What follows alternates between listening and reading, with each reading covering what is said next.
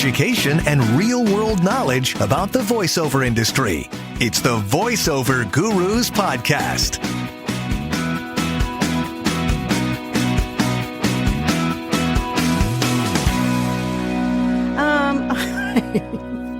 Welcome back to another episode of the Voiceover Gurus podcast. I'm Linda Bruno.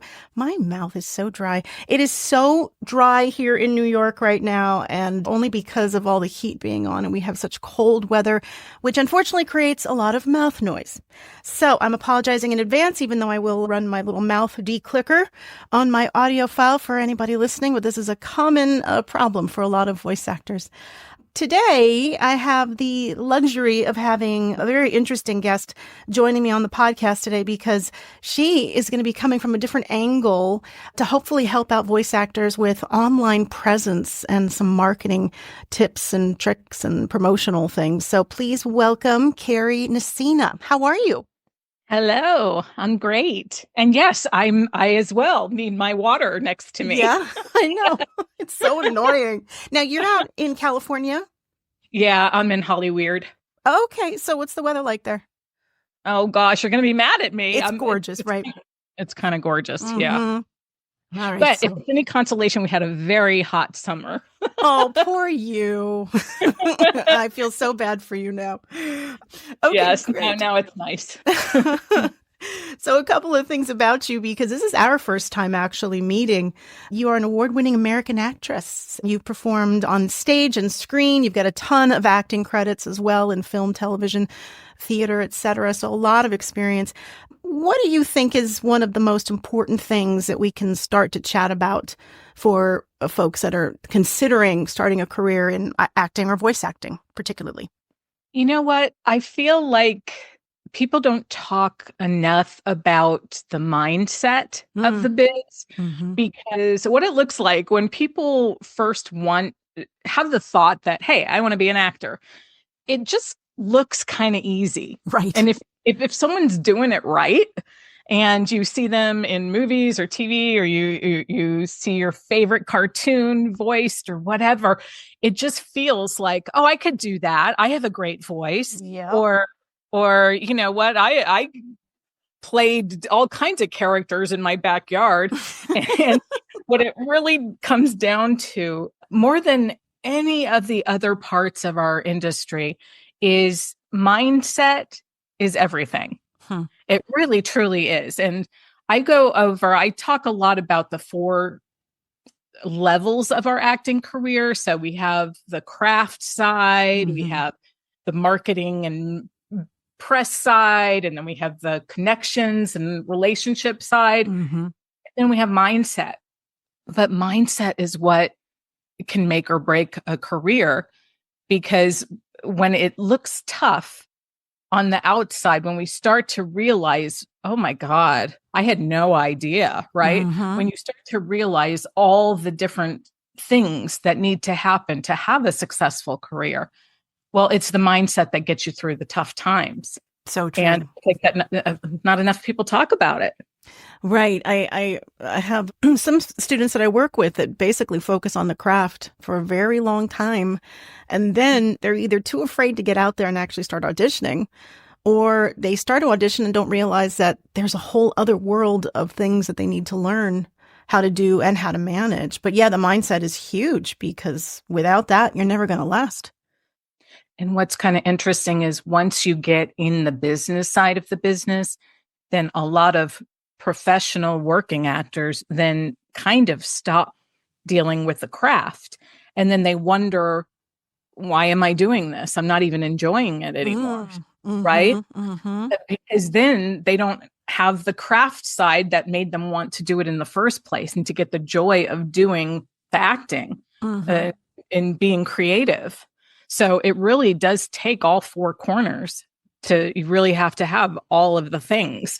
Right. So, I mean, everybody usually starts with the craft. You know, they take the classes, they get the education and learn that way.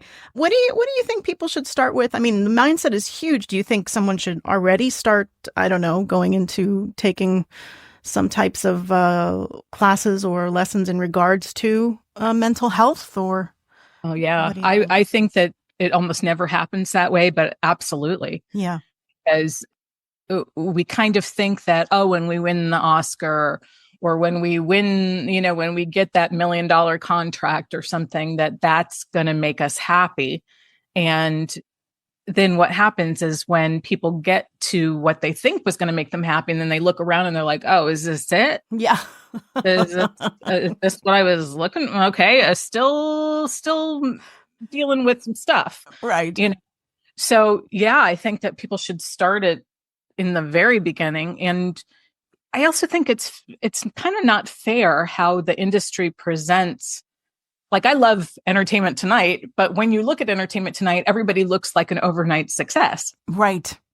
And it looks like all of a sudden, so they struggled, but then they were discovered and now they're rich and famous. Right. Right. And it's just not how it happens. They don't show the 20 years of hustling. Right. To get to that point. And that's how it is with voice actors as well. When I moved to New York, and I've told this story, I know people that listen to the podcast, you've heard it. When I first moved to New York, I was all like, yay, I got to New York, got my agent, and I actually booked something that was really good that was running in several markets. And I wound up getting, union royalties, residuals. And I thought, that's it. My God, I moved to New York and I booked this great job. And then I didn't book anything for 6 months. And it was such a punch, it was that reminder that that's great and all that you did this, but now can you buckle down and hang on during the times when you're not working? And that's also a good mindset lesson is don't spend your money. Yeah. Right. Right. Is like, you don't know. That's the weird thing is that we don't know when the next gig is. No. And that's why I think it's so great as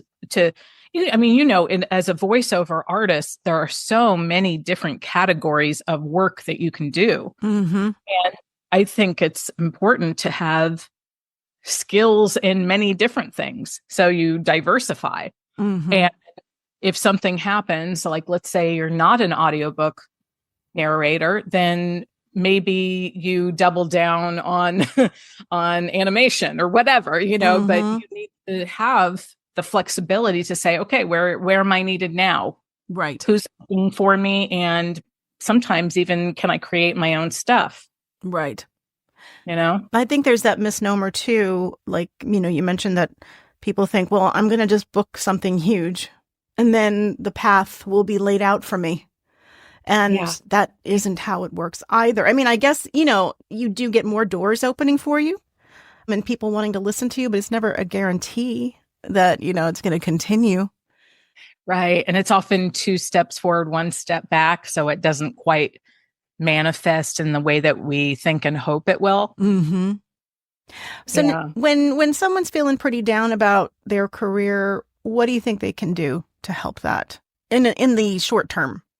Yeah. Well, first of all, I think let's just say auditions are one of the most common depressors, right?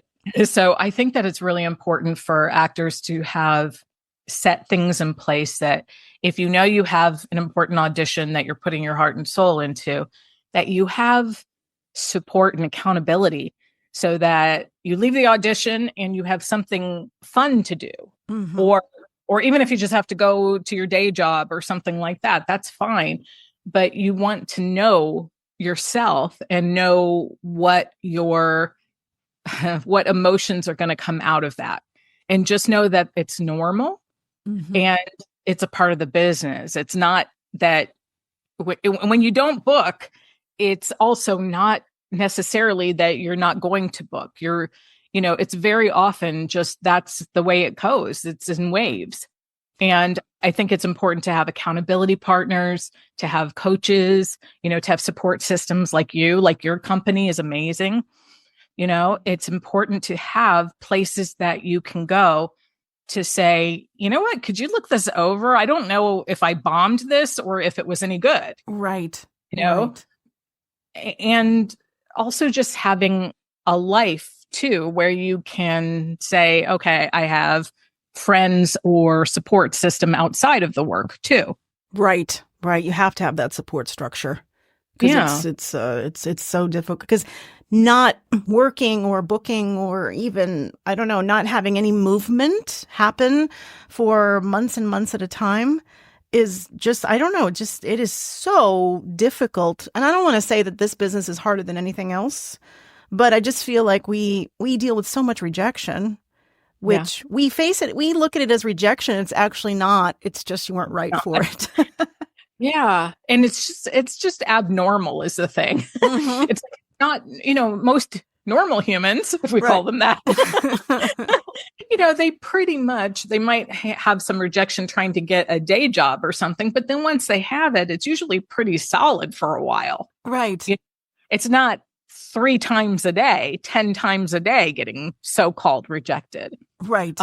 And that's why I think the mindset can become so important, because people, if you know that that's going to happen and it's just a part of the thing, it's a part of the world, it's a part of the gig, then it's no longer such a big deal.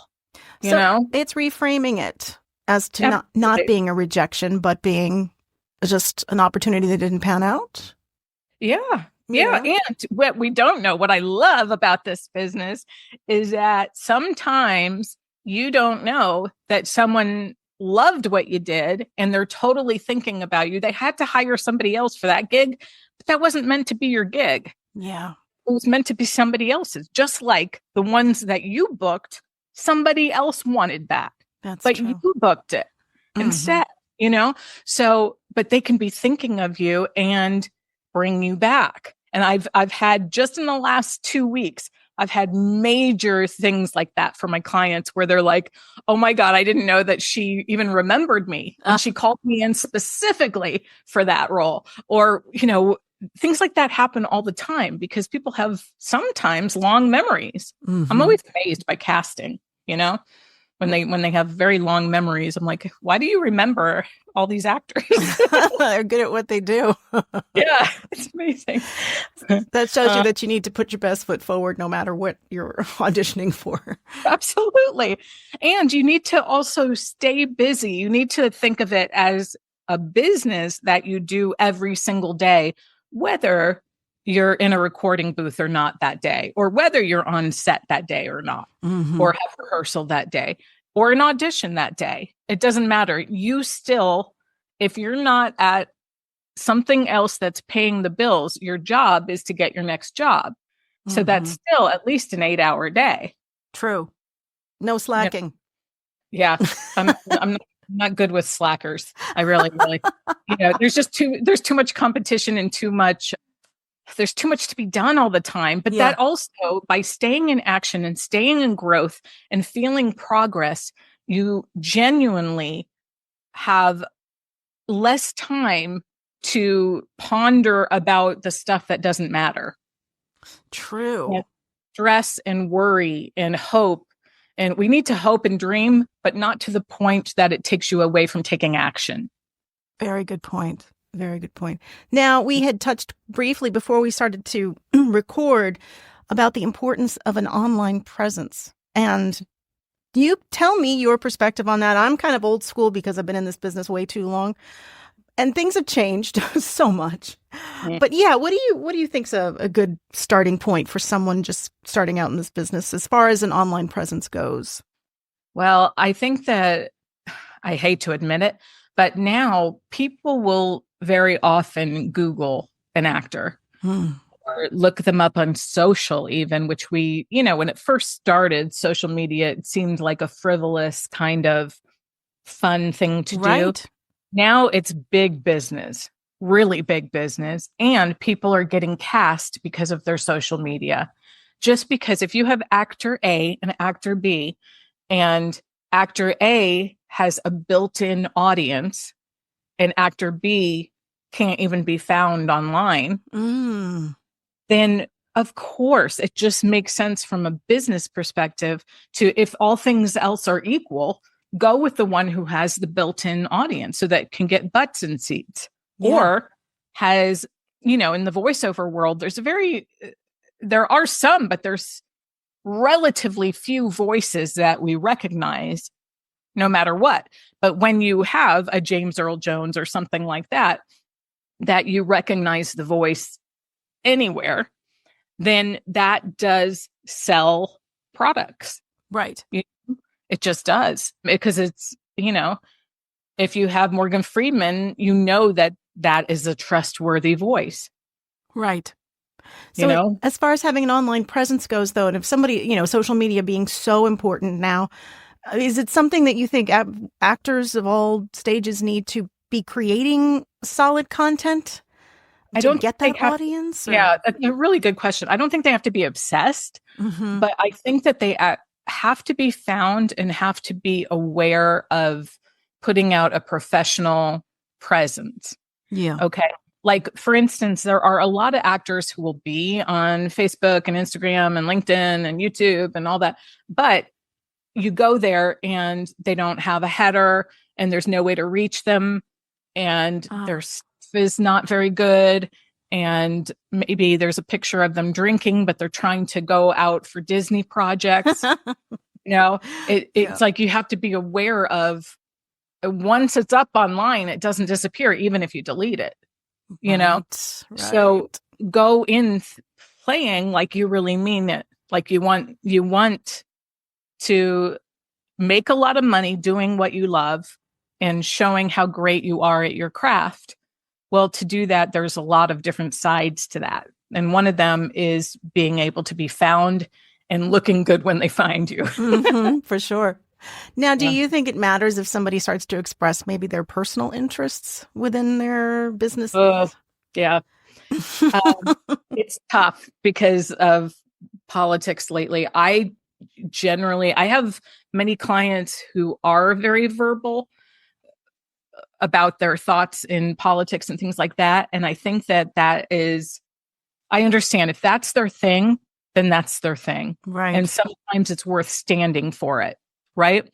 But a lot of other people are just kind of frivolous and just throwing out. I mean, social media in general is just people throw out any thought that comes to their head. Right. And with no thought of consequences or who they're hurting or that it might go viral or anything. And because of that, people have gotten fired, people have gotten divorced, people have gotten in jail. There's all kinds of things that people are just not thinking sometimes. And so I would just say proceed with caution. Right? I guess would be the right way to go. And to be purposeful, unless that's the thing that you want to be known for, maybe you can let it go. Now I do have some colleagues and friends that they do want to be known for that, and that's their gig. And, right. They even have a podcast being political or whatever, but that's a different story. That's an exception to the rule. Right. It's like I would not want someone or myself to be pigeonholed based on some posts or, photos of something that maybe would, make it seem as if, like you're saying about, I did work for Disney for a long time and it was in my contract. There were things I couldn't do. I couldn't audition for certain products and I couldn't do anything that was, of any kind of, I don't know how to put it, inappropriate. There we go. Inappropriate. Yeah. And so I'm sure that if I had a bunch of stuff up, I wouldn't have been considered when, the 6-week audition process was happening. So it's like, got to keep all those things in mind. I think some people think, well, I'm just posting it. Nobody's going to read it anyway. It's just for my friends. It's just for my family. Yeah. Right. Yeah, absolutely. And it is important. And I think that's interesting that you can speak firsthand of what that process of Disney is like. To say, it's not just one person deciding on you. Right. There are so many aspects and angles that they're looking at to say if you're the right one for the job. Exactly. I've also had the experience too, which some of my biggest clients, I was not able to promote myself with the work I had done with them. And it's just like, wow, you're so proud of something that you booked. And they're like, nope, sorry, you can't put any of that on your website until. And was that forever? No, but. Just a NDA for while it was before it aired or whatever. Well, so case in point, I was a promo voice for Disney Junior over in Southeast Asia. That was 14 years of my life. And they would not allow me to post anything. They wouldn't give me anything. A producer who was nice said to me, look, if you find anything on YouTube, you can promote it there, but otherwise we can't give you anything. And God, that's so heartbreaking. I know, because I'm like, I'm so proud of this. I worked for Pfizer for a long time. Same thing. They didn't want any mention on my website. And right now I'm working for a company that won't let me share anything. And I've been voicing for them for over 10 years. And they're a very large company. So it's kind of crazy, and I get it. So that's fine. I stay quiet. I sit in my booth and I do my thing. But when it comes to promoting, it's kind of difficult at times. Then the challenge becomes, okay, so what am I getting out of this? I'm getting money, right? Right. I'm getting paid and I'm getting to do my craft, right? So we do have to look at that. Like sometimes people act for free, right? Because so it's not about the money, but it's a thing for the real, or it's a thing, it's a credit or something like that, or it's exposure. Sure. People make fun of exposure, but you know what I mean? There are different reasons at different stages too. Now, a lot of the times, depending on the contract, so everybody read your contract, but there are times where you can maybe take just a picture of you in the booth, right? Or for an on-camera gig, it might be like in costume that doesn't give it away, or on the lot that doesn't give it away, or something like that. And that can be a way to go around always showing, hey, I'm always working on my career. Without mentioning the project or the client. Yeah. And then people often say, I see it most on Facebook actually, but a lot of times on Facebook, they say, I can't talk about it, but, I had a great day on set and I can't, this spring I'll be able to talk about it. And you can, and if the picture is cool enough, but doesn't give anything away, it still is kind of like, ooh, I'm excited for what they're doing. I'm looking forward to hearing about it, I walked into a building today. I read a script. It was into a microphone. And that's all I can tell you. But boy, are you going to be happy. You're going to love it. Yeah. The suspense is killing you, right? That's interesting.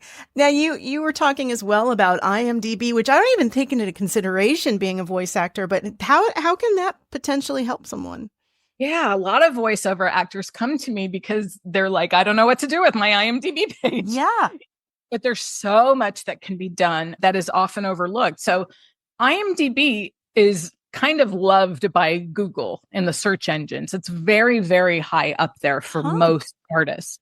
So even if you only have one credit and nothing else on your IMDb, it'll usually be on the first page of most people's Google search, which means we have to pay attention to it, So even just adding a bio will likely get found by Google, and then other websites pick up Google and pick up IMDb as well. But there's so many things you can now get verified that you're a SAG member. You can, for animation, I have a lot of voiceover actors that will put up a picture on their photo galleries of them in their voiceover booth, or if they're like a cartoon, then put up the little cartoon face, Okay. Which is great. And you can put up your audiobooks and other works. There's even podcasts now have come so far that they are now an official section in IMDb. Oh my goodness. So it's not just acting podcasts, but also interview podcasts, which is wonderful, because then what happens is one of the reasons IMDb is so different than anything else is that it connects you with your cast and crew kind of forever. Right. So, I mean, we're in there with like Charlie Chaplin. Yeah. And we're in there with everybody on The Simpsons. And, it's pretty great when it's kind of a part of our legacy too, because even when social media is no longer, certain platforms are no longer popular, or, things will go through phases, they'll invent the next big thing, right. But I don't think IMDb is going anywhere for a very, very, very long time. So I know many people who have passed on, and yet their IMDb still lives. So they're connected with the famous people that they worked with and the not famous people that they worked with. And that's kind of interesting. And I think it's important. We're in there with Elvis and Marilyn Monroe, But now as voice actors, I mean, even if we don't do animation or we don't do audiobooks and we just do the boring, I say it's the non-glamorous stuff, the corporate videos and the commercials. I mean, what would you list the client and that you did a spot for them, or how does that work? Yeah, there is a place. So there's two different things. There's the regular IMDb, which anybody can have. Anybody can just, log in and make updates and stuff. And if someone has an official credit, then they can just add to that name on that official credit. Mm-hmm. So let's say there's only one Bob Smith in the world. There's actually hundreds in IMDb, but if a guy's name is Bob Smith and they're a voiceover actor and they have one credit in IMDb, well, they could go to that one credit, find their name, and then they could add their bio and their other works, which is like their audiobooks. They could add their links to their social media. Mm-hmm. They could add trivia about their career, like maybe something interesting like, Bob Smith voiced blah, blah, blah, or, did a voice match for this famous person or something. Okay. There's all kinds of cool things like the trivia. And for those who want to take it to the next level, if they get what is a pro account, mm-hmm. They can also add their pictures and their demo reels. Now, they can't add MP3s, but they could take their voiceover demo reel and turn it into an MP4 and just upload it with a sound wave visual. Okay. All right. That's interesting. Yeah. Pretty great. Mm-hmm. And then that will have a much easier way of finding its way to Google then too. So you have another resource to get your credits and voice and name out there. Wow. It does get a little hard when there are people with the same name. Right. So I would say proceed with caution when it comes to adding your own credits because it affects everybody in the title. Oh, interesting. And, because it's supposed to be basically a database of every movie, every TV show, every mm-hmm. commercial, every podcast, every music video to ever live. Right? Right. So because of that, sometimes people get credits that they don't want. That student film thing I did 20 years ago is up there, Right. That would be the downside. But they can counteract it with all the good stuff that they want to be known for, like their bio and their great credits. There's also in IMDb Pro, there's an area where they can type in all their voiceover work. Oh, interesting. I had never considered IMDb as a resource at all for folks like me. Yeah. And it's really kind of exciting because it gives you a whole new, because the TV and film industry, generally speaking, go to IMDb, even if it's just as a hobby, mm-hmm. even if it's just like hey, what was, I know that voice in that commercial. I can tell, but I can't place it. Mm-hmm. Most people that are not in the industry don't know the insides of the voiceover world. So they wouldn't even know where to look it up other than maybe Google. Right. Or ChatGPT or something, but IMDb is one of the places that they go to find that information or I watched that cartoon and I can't place the voice, but I want to know who's in the cast. Yeah. Oh, it's that guy. Yeah. I do that all the time. I look it up. Mm-hmm. Because I can't figure it out on my own. So I go to IMDb all the time just to find out, exactly, to figure out. That sounds very familiar. Or that actor was in one other thing that, back and forth with it. That's great. Well, it's good to know because, boy, I didn't even realize that would be a factor for a voice actor. And I would just, because, we only have limited time, I would say to any listeners is, don't add something where your name isn't in the credits as an official title because you won't be able to have it removed. Mm-hmm. And then you might get what they call an uncredited and we don't want that because it looks like extra work when it's not. Oh, okay. Like if someone's doing ADR they don't consider that usually a part of the cast. They consider it additional crew, which is interesting. Oh, wow. Okay. But there are many people who can get credits where they don't even know they have credits in there. Huh. So a little bit of research has to be done here. Yeah. Yeah. And then for online presence, there's also just a bit of where they work together. So let's say you do have an IMDb page, then you can put it on your website, your Facebook, Instagram, LinkedIn, YouTube, Actors Access. Gotcha. And then you have you also want to get a good bio, which will get picked up. Your podcast interviews is one thing, Mm-hmm. A one sheet is another thing to think about to sell yourself, which is kind of an interesting thing. So for those of you who don't know what that is, it's just a flyer, basically, of you. Is it like a resume? I'd say a more colorful, fancy, less structured. So more promotional? Yeah. Yeah. Okay. And it's different for everybody. Like when I do like public speaking, my coach and speaker one sheet would be different than my actor one sheet. I got it. Okay. Mm-hmm. And my on-camera one sheet would be different than a voiceover one sheet, because then you want to have, if you do it as a voiceover actor, you want to have things that make sense for the voiceover world, like you in your sound booth, Mm-hmm. You with cool microphones on it, Right. and you can get fancy with it. So here's a question for you that I get asked. Let's say an actor does a bunch of different things. They are a voice actor, they are a stage actor, they have, they've done Broadway. Should all of that be on their same website? Or should they have a different website per talent? It's interesting. I feel like voiceover actors are ahead of the game when it comes to websites, where I think in the voiceover world, you can pretty much have an amazing website and people will go to it, where the on-camera world, some people have it and then a lot of actors do without one. And I feel like excuse me, there goes my mic. Okay.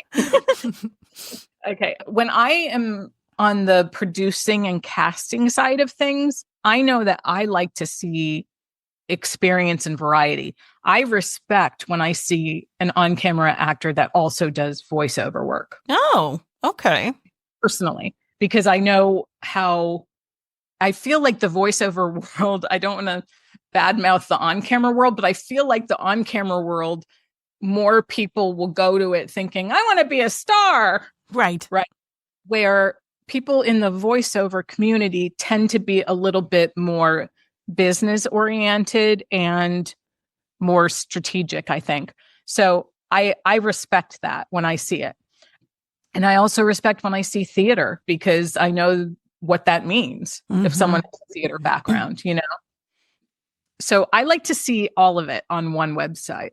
Interesting. But you might think differently, because you have, like you as an example, you have so many voiceover credits on your voiceover website that it might, there could be an argument for maybe it does muddy the waters a little bit. Right. That's what I feel. Mm-hmm.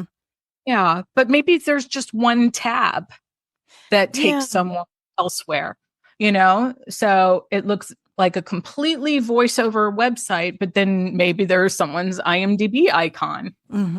Now, that takes them somewhere else. As a someone who's career coaching, when somebody comes to you and they say, I'm an incredible singer and I do jingles and I've been on stage and then I also want to do voice, I get some people that tell me that they want to like fly to the moon in like 5 different careers. And I'm like, figure it out, like find one and let's focus on one. But what's your advice? Yeah, I totally agree with you. Now, here's the thing. I believe we can do it all in the span of our lifetime and our career. However, you can't do it all right this second. Right. Okay. So if we're looking at a piece of pie, right? And you have, let's say you really want to win an Oscar, but you also want a Tony and an Emmy and make millions of dollars in voiceover, and you want to do commercials and what, Right. Well, there are people who do all of those things, but they usually broke through in one area. And then branched out. Yeah, generally speaking, because if we're looking at a piece of pie, there's only so many hours in the day. Right. So if you want to be let's say animated features, doing, starring in a Disney animated film would be your ultimate dream. Well, then probably doing, local children's theater is going to take those hours away from that goal. Maybe. Right. Mm-hmm. That makes sense. So just thinking about if you could only do one, I think this is a good test, is if I have a magic wand. People call me the Kari godmother, the actor Kari godmother. So if I had a magic wand and you could be the best, but only in one part of the industry, what is your first instinct on what that would be? And I think that that's quite telling. Oh, that's good. So wherever you feel like your heart and soul is, even on the bad days, even when you're not making the money, even when you meet a jerk, or you have a bad audition, or you get a flat tire, or whatever, even on those days, what will you love to do more than any other part of the business? And I believe that's usually what you should focus on. Oh, that's great advice. I love that perspective. That's so good. So how do folks find you? You have a company and you're coaching people directly. It's one-on-one? Yeah. Yes. And I have events from time to time, and one coming up. But yes, you can just go to Actor Transformation.com. And usually right on the homepage, I have a way to get on the newsletter and usually a goodie or two. and then you can get on the wait list for the next event. That's great. What are your events like? Well, I have an all-day IMDb for actors program coming up. And so we're going to tackle as much as we can within one day, like a workshop. And usually my IMDb program is 12 weeks long. But I wanted to listen to what sometimes people want to just get some stuff done right away. Mm-hmm. So we turned it into a one-day version of that, like an all-day event. Yeah. And then I do also do private coaching. That's a little bit, we have kind of an interview process for that, but that also you can reach me on actortransformation.com. That's great. This has been really, really informative. And I never even realized how expansive IMDb is. And the fact that you can do a 12-week thing on it, oh my God, that's a lot of information. Yeah, it goes on. There's so much to it. That's incredible.